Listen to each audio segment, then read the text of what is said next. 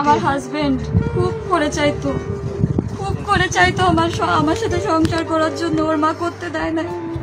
আমি ওর মায়ের হাতে পায়েও পড়ছি যে আমাদের অন্তত এবার একটু স্পেস দেন, সে দেয় নাই।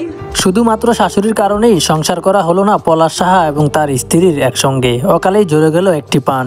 এসপি পলাশ সাহা নিজেই পছন্দ করে বিয়ে করেন তার স্ত্রীকে। তবে মেয়ে গরিব হওয়ার কারণেই তার মা বেশি একটি মেনে নিতে পারেনি তার সেই বউকে। যে কোনো ঠুনকো ইস্যুতেই পলাশ সাহার মা খেপে যেতেন পলাশ সাহার স্ত্রীর উপরে। তবে পলাশ সাহা এসব বিষয়ে জানার পরও কিছু বলেনি তার মাকে, কারণ সে নিজের ইচ্ছাতেই কিন্তু বিয়ে করেছেন এই মেয়েকে।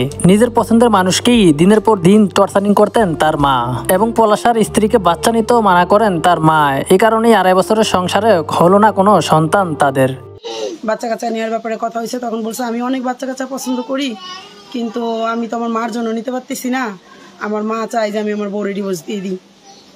আর সে তার বউরেই বলছে যে তুমি এখানে টিকতে পারবা না, আমার মা যেমন করতেছে এখানে তোমার পক্ষে টিকা সম্ভব না, তুমি বাড়ি চলে যাও, আমি তোমার সব খরচ দিই। এসপি পলাশ সাহার বাচ্চা নেওয়ার অনেক শখ ছিল, কিন্তু তার মার কারণে নিতে পারেনি সেই সন্তান। পলাশ সাহার মা চেয়েছে এই বউকে ডিভোর্স দিয়ে নতুন করে আবারও বিয়ে করাতেন পলাশ সাহাকে। এমনকি পলাশ সাহা নিজেই তার স্ত্রীকে বলেছেন তুমি এখান থেকে চলে যাও, আমার মা তোমার সঙ্গে সংসার করতে দিবে না, তুমি তোমাদের বাড়িতে চলে যাও, তোমার খরচাপাতি যা লাগে সবকিছু আমি বহন করব। নিজের পছন্দে বিয়ে করাই সবচেয়ে বড় অপরাধ ছিল এসপি পলাশ সাহার। তাই তো নিজের জীবন দিয়ে সবাইকে মুক্ত করে দিয়ে গিয়েছেন পলাশ সাহা। তিনি হয়তো কাউকেই বুঝাতে পারেনি তার মনের ব্যথাটা, বউকেও পারেনি এবং তার মাকেও পারেনি। সে কারণেই নিজের জীবন দিয়ে বুঝিয়ে দিল আমি কতটা কষ্টে ছিলাম। আমার শাশুড়ি মাকে বলছিলাম, আমার হাজবেন্ডকেও বলছিলাম যে 2টা বছর তো হলো, এবার অন্তত মুখ খুলো।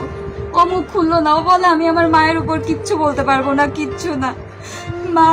মাকে আমি কি বলবো, তুমি সহ্য করো। তো না, আমি বলছি ঠিক আছে তুমি এবার যা সিদ্ধান্ত নিবা না, আমার কিছু বলার নাই।